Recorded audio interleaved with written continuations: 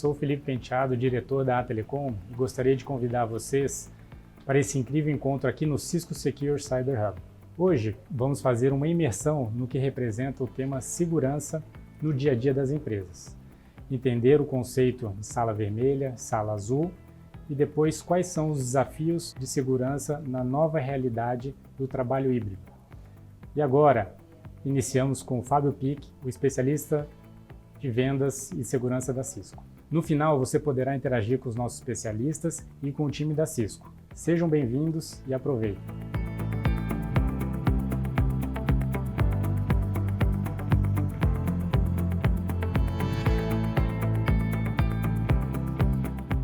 Obrigado, Felipe. Para nós da Cisco é um prazer estar com vocês aqui hoje no Cyber Hub. O que é o Cyber Hub? O Cyber Hub é um ambiente aberto de conexão, de desenvolvimento, de criatividade. É parte do investimento que a Cisco vem fazendo no movimento CyberTech. Em diferentes ambientes, de diferentes formas, esse é um ambiente para a gente construir tecnologia, melhorar o nível de segurança da nossa sociedade como um todo. Aqui, eu estou hoje na sala vermelha. Esse ambiente simboliza um pouco da necessidade que a gente tem de entender e aprender o chamado cenário de ameaças. O nível de exposição, aqui estamos expostos. O que a gente tem vivido e visto na mídia, no Brasil inteiro, são empresas importantes de renome, que fazem investimentos importantes em cybersecurity e em TI como um todo, sendo vítimas de ataques. É nossa responsabilidade entender um pouco como esses ataques acontecem. Quem são esses atacantes? Que tipo de tecnologia ou processos ou engenharia social são utilizados nesses ataques? É muito importante para nós entender o que está por trás desse ataque, a cabeça do atacante, o que o motiva. Então esse é um ambiente em que a gente pode estudar e aprender e entender um pouquinho mais a respeito dos perfis de ataque e tentar prever um pouquinho o que a gente pode enfrentar num futuro breve em termos de exposição ao risco. Combine com a gente, venha conhecer o Cyber Hub que está localizado aqui em São Paulo.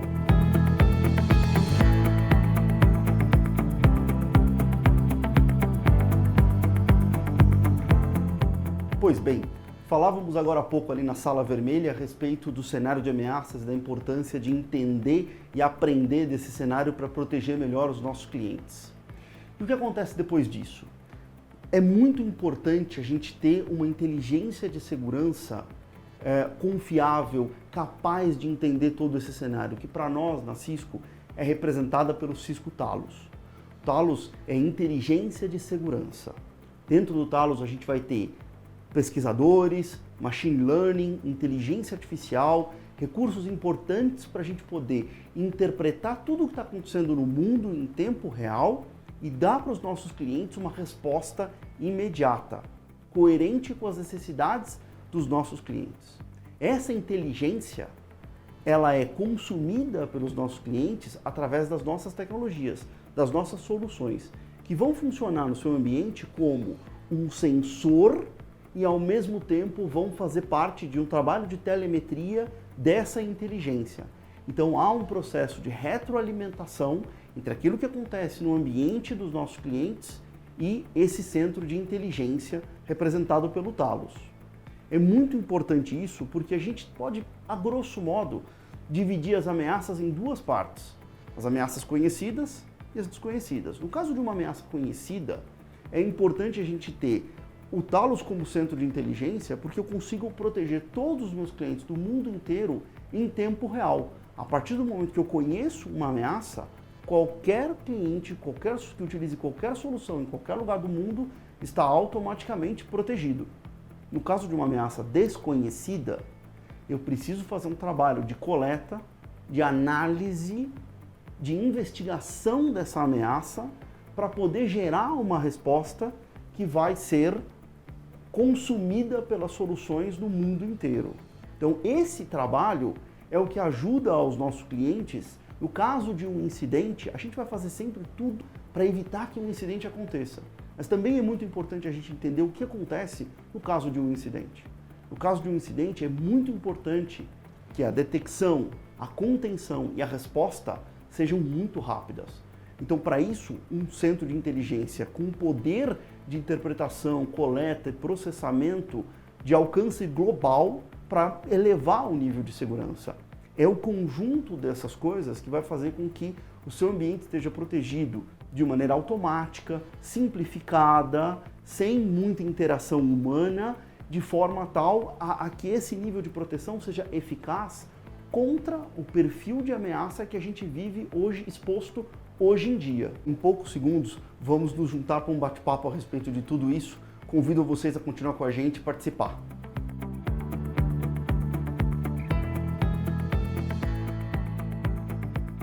Muito bom, Fábio, todo o conteúdo que você apresentou, parabéns. E analisando tudo isso, a gente enxerga o quanto é complexo, né, o momento que as empresas estão vivendo para manter as suas infraestruturas íntegras, né, se protegerem, né.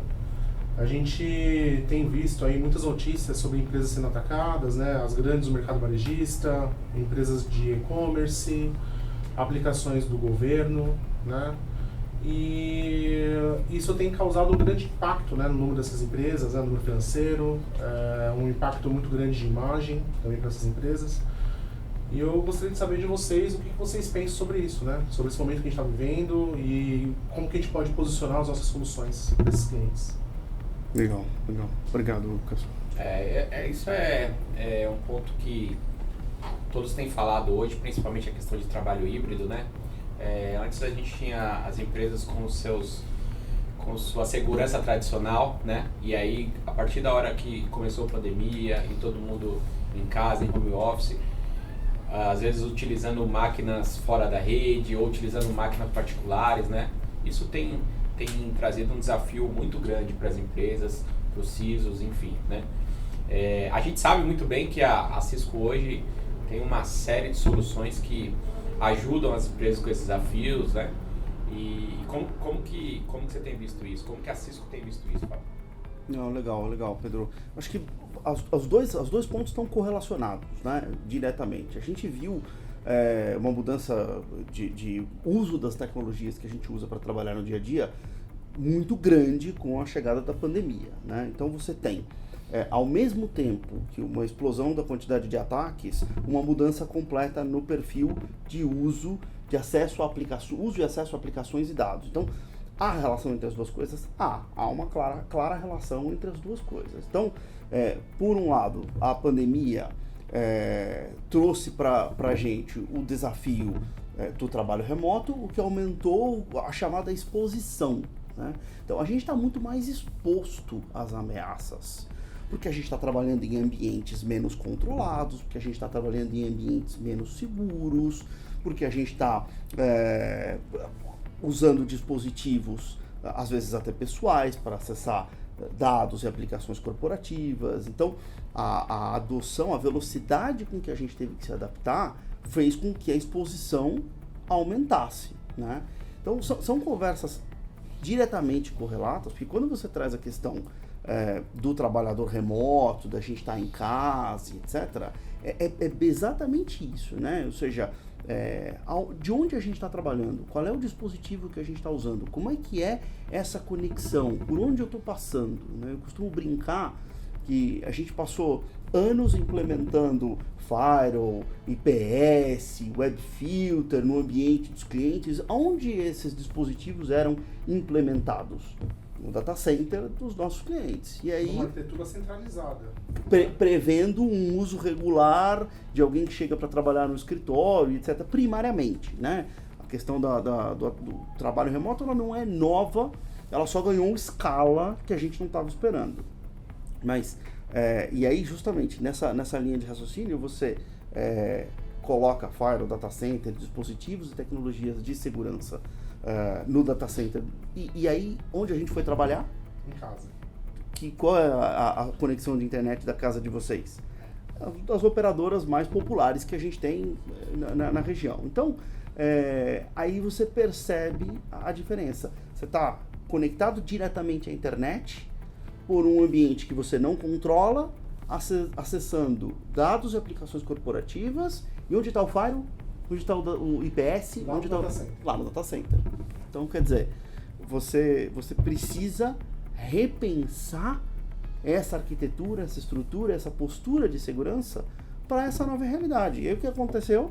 As empresas começaram a ver mais e mais ataques, com técnicas diferentes, com aprimoramento de engenharia social e etc., mas, de novo, uma coisa consequência da outra. Né? E o que a gente pode posicionar para fazer a defesa desses endpoints? O que você pensa de solução Cisco para a gente poder proteger esses endpoints, ter ali uma conexão com a internet segura, fazer um controle, de repente, de conteúdo que o usuário pode acessar, fazer uma conexão segura com páginas confiáveis. O que você entende de solução Cisco que a gente pode posicionar para os nossos clientes? Completando isso, a gente tem visto muito falando de autenticação, né?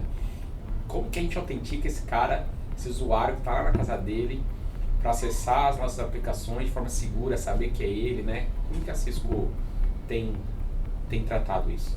Vamos por partes, né? Então, de novo, eu acho que esse momento requer que a gente repense a estrutura, a arquitetura, as tecnologias de segurança, né? Segurança e conectividade, definitivamente, a gente já vinha falando disso há um tempo, mas definitivamente casaram, né? E aí você tem a construção de soluções desse tipo de maneira muito mais integrada, como uma solução única, como um projeto único, né? E aí você tem qual foi a questão que você colocou primeiro? Desculpa. Como que a gente faz a defesa do endpoint? A defesa do endpoint. Então, primeiro pensar se a prioridade é a defesa do endpoint. Né? Então, vamos trabalhar primeiro na conexão. Perfeito. E aí depois a gente vai chegar numa discussão de endpoint. A discussão de endpoint é fundamental, mas eu preciso trabalhar a questão da conexão. Por quê? Porque a gente não falava aqui, a gente foi para casa, tá com uma conexão direta à internet, e aí estamos usando um ambiente não controlado para acessar dados e aplicações corporativas. Perfeito. Legal. Então eu preciso, se o meu firewall, meu IPS, meu web filter estavam no data center, eu preciso trazer eles para onde eu estou conectado. A melhor maneira de fazer isso é usar um conceito de mercado chamado SASE, né, Secure Access Service Edge, que é justamente a junção dessas duas coisas. A conectividade com uma camada de segurança. E aí, como é que eu faço isso na prática? Eu construo uma nuvem, garanto que a conectividade que eu estou fazendo, independente de onde eu estou, de qual dispositivo eu estou usando, vai passar por essa nuvem, uma chamada nuvem de SASE. E o que eu faço ali nessa nuvem? Eu entrego microserviços de segurança ali. Então ali eu entrego um serviço de firewall, um serviço de web filter, um serviço de IPS, um serviço de CASB, tecnologias que não só são aquelas que a gente implementava no data center, mas outras que hoje são muito mais necessárias e que a gente precisa pensar. Até então a gente não pensava, o contexto de se pensar em Remote Browser Isolation era outro. Hoje a gente vê a importância, o quão fundamental é você pensar em Remote Browser Isolation para proteger a conexão e a forma como o usuário chega no dado e na aplicação que ele precisa para trabalhar. Então, repensar a conectividade com uma camada de segurança, trazendo o conceito de SASE, é fundamental hoje em dia para a gente construir uma arquitetura que permita a gente viver do jeito que a gente está vivendo, mas trabalhar com segurança e inteligência. E diante de tudo isso, Fábio, a arquitetura tradicional então morreu? Não, a arquitetura tradicional, na minha opinião, não morreu. Ela vai ser complementar, porque você... essa resposta ela é um pouco individual, de empresa para empresa, de ambiente para ambiente. Mas, de verdade, você não vai abandonar, ou não vai fechar definitivamente o seu escritório. Você vai continuar vindo para o escritório, trabalhar. Muito se tem discutido a respeito do modo híbrido, de uma volta com um determinado grau de trabalho remoto. Então, as empresas vão discutir isso. A questão é que eu talvez precise construir uma estrutura que integre também as duas coisas, por uma questão de visibilidade. Então, eu preciso enxergar o que está acontecendo quando o usuário está dentro do escritório, mas eu também preciso enxergar o que está acontecendo quando o usuário está trabalhando de casa, de um cybercafé ou dentro de um cliente. Então, eu preciso que isso tudo seja, de certa maneira, uma única arquitetura, até para eu poder garantir que um determinado perfil de ataque não extrapole de um ambiente para o outro. Então, é você tirar o melhor proveito da infraestrutura clássica que foi implementada no ambiente do cliente e adicionar ou poder integrar melhores tecnologias que vão se complementar e se integrar e se proteger mutuamente, sempre tomando um cuidado importante com a questão de visibilidade daquilo que está acontecendo. Hoje a gente usa muito o termo observability para isso, né? Então, eu acho que esse é um ponto importante. E o Pedro trouxe uma questão aqui que eu ia fazer um comentário sobre Zero Trust, mas vai lá. Eu ia falar, a gente volta no tema de Zero Trust, mas você estava falando de SaaS e você usou a palavra conceito, né? SaaS, a gente sabe, é um conceito, não um produto, né? É um conceito que envolve várias camadas ou várias soluções para que a gente chegue... Você entende que esse conceito no Brasil hoje está bem diluído, todo mundo sabe muito bem o que é o SaaS, ou ele está confuso? O que você entende sobre o tema? Você acha que... há 2 anos atrás a gente discutia projetos de SaaS e ainda não sabia muito bem, né? Tá bom, é um conceito, entendeu? Mas o que tem dentro desse conceito? Quais são as soluções? Quais são as camadas? Você acha que hoje isso já está totalmente disseminado aí no mundo de segurança? Não, acho que como tudo, eu tenho acho que já lemos alguns livros a respeito de como funciona a inovação, né? E acho que hoje está bem desmistificado de que a inovação não é mais aquele momento ahá, e é uma coisa que vai acontecendo, você vai tendo uma experimentação, um crescimento de conteúdo, uma tentativa, etc.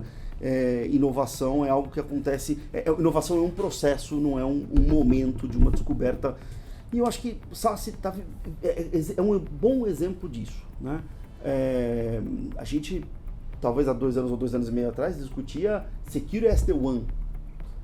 E aí talvez a evolução disso tenha sido porque hoje é SaaS que contempla outras coisas, contempla Zero Trust, que pode chegar a ter um cuidado muito especial com o endpoint, né? A gente acabou nem concluindo ali o raciocínio do endpoint, da importância de tratar o endpoint nessa discussão toda. Mas eu acho que o conceito ainda tem, por si só, muito que amadurecer, mas esse amadurecimento vai fazer parte da realidade de cada empresa. Um pouco disso também é o que a gente discute, que vai ser muito caso a caso, né? A discussão ela é muito customizada, não existe um playbook, um manual genérico, olha, para eu implementar SaaS eu vou fazer isso, implementar assim. Cada empresa vai ter que parar, olhar, sentar, conversar com vocês, entender, olha, eu vou, o meu ambiente funciona assim, meus funcionários trabalham dessa maneira, eu me conecto com esse parceiro de negócio. Então, essas características vão fazer com que a gente possa juntos montar um projeto de SaaS que é específico para aquele ambiente, né? Eu ouvi você falando aí algumas vezes Zero Trust, né? Eu imagino que seja um conceito, e o que você pensa sobre o Zero Trust e como implementar? O Zero Trust é parte fundamental dessa discussão por uma mudança de conceito também, né? A gente viveu a vida inteira um modelo muito clássico de segurança de acesso, onde a gente tinha uma preocupação muito grande. Quem acessava a rede, ou quem passava para dentro de um determinado perímetro, mas depois que você entrou no ambiente confiável, você passa a se tornar confiável, né? Você assume uma postura de, olha, eu confio no Pedro, no Cássio, naquele dispositivo, na pessoa, porque ela rompeu a barreira de entrar num ambiente confiável. O que a gente vive hoje, tudo que a gente falava de onde a gente está acessando, com que dispositivo, e isso é tão dinâmico, e fez com que a gente tivesse que repensar tudo isso. Então, na verdade, hoje eu adoto uma postura diferente. Eu parto de um princípio de que eu não confio em ninguém, até que você me prove que eu posso confiar em você ou no seu dispositivo, e essa revalidação de confiança, ela é constante. Então, acho que essa é a diferença ali conceitual para Zero Trust. Mas como é que eu aplico isso, né? Como é que na prática eu aplico isso? Então, de novo, cada caso é um caso, isso vai desde uma implementação mais simplificada, onde eu tenho, por exemplo, em conjunto com o Multi-Factor Authentication, para nós na Cisco, a gente tem o Duo, né? É uma solução que traz Multi-Factor Authentication com uma combinação de Health Check de dispositivo. Então eu consigo complementar, integrar conceitos ali e tecnologias que me permitem, por exemplo, validar credencial do usuário. Então, colocado de maneira muito simples, né? Quando eu vou acessar um sistema corporativo, acessar um dado, uma aplicação, ele vai me pedir uma coisa que eu sei, que é a minha senha. Depois ele vai me pedir para usar uma coisa que eu tenho, que é o meu celular. Depois ele vai pedir para eu comprovar que eu sou eu mesmo. Como é que eu faço isso? Como é que todos nós desbloqueamos os nossos celulares hoje em dia? Com algum tipo de biometria. Pode ser um reconhecimento facial, pode ser uma impressão digital, mas eu estou provando para esta arquitetura, o meu celular passa a ser parte de uma arquitetura, eu estou provando para a arquitetura que eu sou o Fábio e que eu estou realmente pedindo para acessar aquele sistema, aquela aplicação, naquele momento. Então, com base nisso e numa verificação contínua de saúde, atualização e postura. De sistema operacional, né? Postura, exatamente. É um nível bem alto aí de análise, né? Do meu dispositivo, seja ele um celular ou um notebook, eu vou criando, eu vou implementando aos poucos esse conceito de Zero Trust, mas ele pode ser ir até um gateway de acesso, onde eu me autentico para acessar nesse gateway, e esse gateway vai ser um front-end para eu acessar as aplicações. Então eu concentro o acesso a diferentes aplicações num único gateway, né? Muito comum para profissionais que têm aplicações específicas ou uso específico de um dispositivo ou alguns usos específicos, né? Você constrói um gateway, eu garanto o acesso àquele gateway, e do gateway para o back-end eu tenho esse acesso bem protegido. Muito bom. É uma solução fantástica. Ô Fábio, a gente fez um tour, né? Você passou por aqui, explicou pra gente, os nossos clientes puderam acompanhar. E quando a gente estava ali na sala vermelha, ou Red Team, né? Que tem dentro das empresas, a gente estava falando ali de ataques, né? Hoje a gente tem ouvido muito dos nossos clientes, hoje não, já há algum tempo, falando sobre ransomware, né? Você acha que hoje ele é o principal atacante ou não? Você acha que existem ataques mais sofisticados? Assim, essa é uma pergunta que precisa ser vista por diferentes ângulos, né? Gosto da análise, a gente faz análises e publica relatórios, né? A última versão do Security Outcomes da Cisco está na nossa página web, acesso público, né? Em português inclusive. Então, a gente faz medição disso e aí eventualmente, se você pensar em volumetria de ataque, muito provavelmente você vai perceber uma explosão de ransomware, né? Que também não é novo, não é um conceito novo. Talvez ele seja mais fácil. Antes a gente sabia falar de phishing, né? E aí o phishing meio que evoluiu aí. Eu acho que não é nem uma questão de ser mais fácil, acho que é uma questão de objetivo. Pode né? ser. Muitas vezes eu vejo os atacantes aí querendo fazer o sequestro de dados para depois cobrar o resgate, né?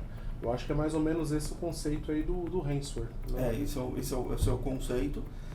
Embora a gente recomende que não haja um pagamento, que não há garantia de liberação dos dados, para a gente não alimentar essa indústria do cybercrime, a gente sabe que muitas pessoas pagam e se não fosse um negócio rentável, os atacantes não estariam usando. Agora, você falou em sofisticação. Né? Né? Evoluindo, né? Sofisticação aí remete a um outro conceito que é o ataque direcionado. Que aí, eu até comentei agora há pouco ali na sala a respeito de entender a cabeça do atacante, né? O Talos faz até uma divisão interessante, você acaba até podendo formar um quadrante, né? Então, qual é a motivação desse profissional versus qual é o nível de profissionalismo desse atacante? Que você tem o cara que não tá, ele não é um profissional, não é um hacker profissional que ataca, ele também não está motivado. Então desculpa o termo, mas é o garoto que vai ficar tentando e por tentativa e erro eventualmente ele consegue, né? Tem um cara que está motivado, mas também não é um profissional, né? E aí, esse cara, ele não vai desistir. Ele tem uma motivação para atacar você. Ele não vai desistir. Então, a motivação pode ser pessoal, pode ser profissional, pode ser religiosa, enfim, motivação. Né? E tem o pior perfil, para a gente encurtar a história aqui, que é o cara que tem a motivação e ainda é um profissional. Tem uma motivação para atacar você e ainda só pago para isso. Então, esse é o pior perfil. E aí você entra numa série de ataques direcionados. Né? E também toda uma questão, a gente está vivendo guerra em Ucrânia, Rússia, etc. Que é a guerra você cibernética, tem né? ali, imagina quanto já existiu uma guerra cibernética ali, esses dois países já se enfrentaram no momento ciberneticamente, já teve consequências, né? E ali você tem uma questão motivacional e um nível de profissionalismo muito avançado. Então, não é uma coisa que você vê todo dia, não é uma coisa de grande volume, mas o nível de periculosidade, quando você soma motivação e profissionalismo, é muito alto. Né? Bacana, você falou aqui sobre Duo, você deu uma pincelada nos componentes do Umbrella, né? E agora você acabou de falar do Talos, né? Você poderia explicar o que realmente é o Talos, como que funciona, quais são os componentes do Talos e como que ele interage com as demais ferramentas da Cisco? Não, legal. Talos é inteligência, né? Eu acho que é importante dizer que é Threat Intel, né? O que tem por trás? Tem mais de 400 pesquisadores, tem inteligência artificial, tem machine learning, tem uma capacidade de leitura do ambiente público importante para a gente poder. Eu só consigo proteger contra aquilo que eu conheço, ou pelo menos preciso conhecer muito rápido para garantir uma resposta. E a integração com todos os produtos, né, que hoje da Cisco, ou a maioria deles de segurança, estão todos integrados com o Talos, todos alimentando o Talos, né? Isso é fantástico. Eu sou suspeito para falar, porque eu acho que é uma ferramenta fantástica. E o Talos, ele tem camadas de serviços que a gente pode oferecer ao nosso cliente em adicional a tudo isso que ele já faz, né? Sem dúvida. Então, essa inteligência do Talos, ela está desde esse feedback, essa retroalimentação que acontece. A gente tem, inclusive, clientes importantes no Brasil que tem comunicação direta com o Talos sobre Threat Intel. Então, é troca de amostras ali, e ameaças, e informação, né? E feed, consumindo informações direta do Talos, e também se propuseram a retroalimentar o Talos. Então, isso é extremamente importante. E isso tudo existe para proteger proativamente. Mas e se eu tiver um ataque? Boa e pergunta, se eu tiver um problema? Tem um telefone vermelho lá para a gente ligar e acionar a Talos? Tem um serviço chamado de Incident Response, que é justamente isso, né? Então, na verdade, são vários níveis de serviço, eu gosto muito, pessoalmente, eu gosto muito de um trabalho que a gente faz em conjunto com os clientes de prepará-los para um incidente. Porque o grande problema é, no momento que a coisa começa a acontecer, como eu trato. Como é que o processo é muito similar para todos os clientes. É detectar, conter e remediar. Uma vez detectado, como é que eu faço a contenção? Qual é o botão que eu aperto? Qual é a porta que eu fecho? Para onde eu corro? Então, você ter isso bem estruturado é muito importante. E poucas empresas hoje, infelizmente, se preparam da maneira correta. Se eu tiver um ataque, onde estão as joias da coroa do meu ambiente que eu preciso correr para proteger? Então, esse tipo de análise customizada para o ambiente, para a realidade de cada empresa, é um pouco do trabalho que o Talos faz. Essa é a parte que eu acho mais interessante, pessoalmente. Que eu acho que até pelo nosso histórico de investimento em infraestrutura e cybersecurity, se torna muito crítico. Mas o Talos tem um lado do telefone vermelho que você liga, o cara vai entrar ali no teu ambiente, vai te ajudar com uma resposta a incidente, e você está falando direto com um grupo de especialistas. Ali literalmente você vai ter o telefone do grupo de pessoas que você vai acionar, que vão te socorrer. Ali é uma questão de socorro, né? E esses especialistas, pelo que eu entendo, eles ficam de olho no mundo, né? Os ataques que estão acontecendo no mundo, eles estão de olho, estão ali ouvindo, estão ali interagindo e retroalimentando as ferramentas Cisco. É isso que eu entendo.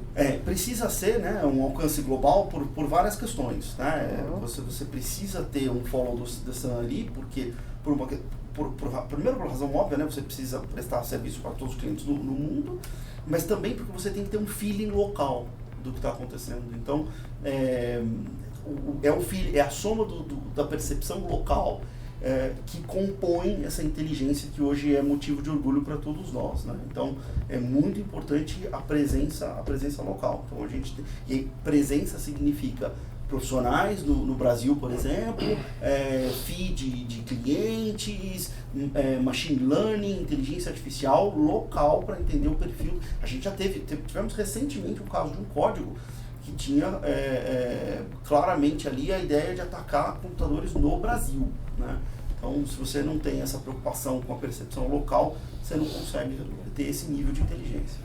A última vez que eu fiz uma contagem aí das soluções Cisco de segurança, eu cheguei nos 17 produtos aproximadamente. Você tem noção desse número? Quanto que está hoje? Se manteve? Se é isso mesmo? Não, que eu parei de contar no 14. Então, eu ia falar uma pergunta relacionada a isso, né? Você falou em identificar, mitigar, né, o ataque e tal. A Cisco tem investido muito em desenvolvimento de novos produtos, evoluindo produtos que já tem, né? Quando a gente tem uma empresa que é atacada ou que está com algum problema, você tendo ali um portfólio de produtos da Cisco, você entende que é mais fácil todo esse processo, desde a identificação até o final, você entender de onde chegou o ataque, como barrar esse ataque. Vamos lá, também não é uma resposta talvez tão simples, né? Porque se eu fosse responder de maneira muito simples, a homogeneidade de uma arquitetura te leva a ter uma melhor visibilidade, um melhor controle, uma melhor capacidade de resposta. Sim. E isso é fato. Mas, eventualmente, não é tão viável para o nosso cliente. Então, primariamente, eu preciso aproveitar o que ele tem, né? O investimento em cybersecurity que ele fez. E aí eu pensar e ajudá-lo a pensar em como complementar isso e como fazer com que esse investimento seja preservado e novos investimentos sejam feitos de maneira inteligente e cirúrgica para aquilo que ele realmente precisa, né? Então, por exemplo, nossa plataforma de XDR, o SecureX, a base dele é justamente essa inteligência de se comunicar com soluções Cisco e não Cisco, porque XDR tem tudo a ver com resposta a incidente, XDR tem tudo a ver com endpoint, né?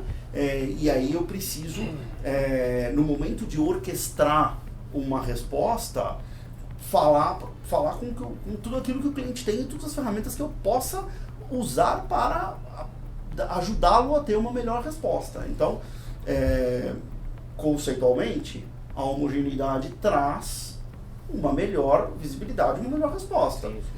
É viável? É possível? Vai de caso a caso. Mas os cenários são distintos, né, Fábio? Então você tem cliente com um cenário que tem toda a sua infraestrutura on-site, tem cliente que tem toda a sua infraestrutura muitas vezes em cloud ou misto, tem um cenário ainda que as pessoas ainda estão trabalhando nas empresas, tem um cenário que as pessoas estão trabalhando home. Então são os diversos cenários que de fato cada solução Cisco a gente consegue colocar ali, posicionar para poder fazer a defesa mais correta, acho que de acordo com o cenário do cliente, né? Porque realmente não é homogêneo, né? Acho que cada caso é um caso, né? Basicamente. E a gente precisa de uma atenção muito especial hoje no endpoint, né? A gente ia falar de endpoint agora há pouco. O endpoint é a última linha de defesa? Mas é de verdade onde a gente está trabalhando. Onde você está acessando aplicações e dados corporativos do seu computador, do seu celular. Então, o dispositivo precisa hoje de uma tratativa inteligente, né? Diferente. É muito importante. Hoje a gente consegue centralizar no endpoint através de um único agente EDR, EPP, VPN, conectividade com SASE, postura. Então, você ter isso bem feito no endpoint é fundamental. Então, é parte de uma estratégia importante para esse cenário que a gente vive. Perfeito. Não, achei, tá vendo? A gente aqui em 20, 25 minutos de conversa, acho que você conseguiu trazer muito conteúdo aí para os nossos clientes. A gente está sempre discutindo esse tipo de tema, né?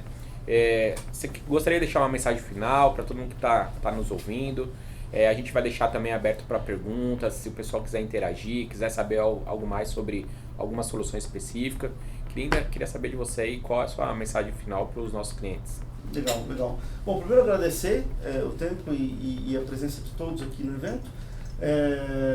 E se eu pudesse deixar uma recomendação, conheçam as nossas tecnologias, principalmente as tecnologias que são ligadas à proteção de tudo isso que a gente falou hoje, desse uso que a gente tem das ferramentas hoje em dia.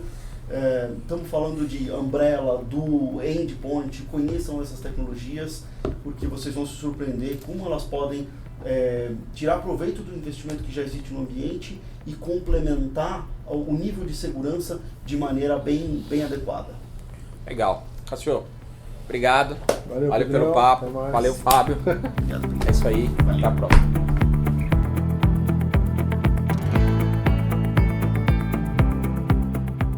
E aí, pessoal, o que acharam? Gostaram do conteúdo? O que vocês têm feito para proteger os dados sensíveis das empresas de vocês? Qual é o custo com a operação completamente parada por 1, 2 ou 3 dias? Vamos falar mais sobre isso. Obrigado.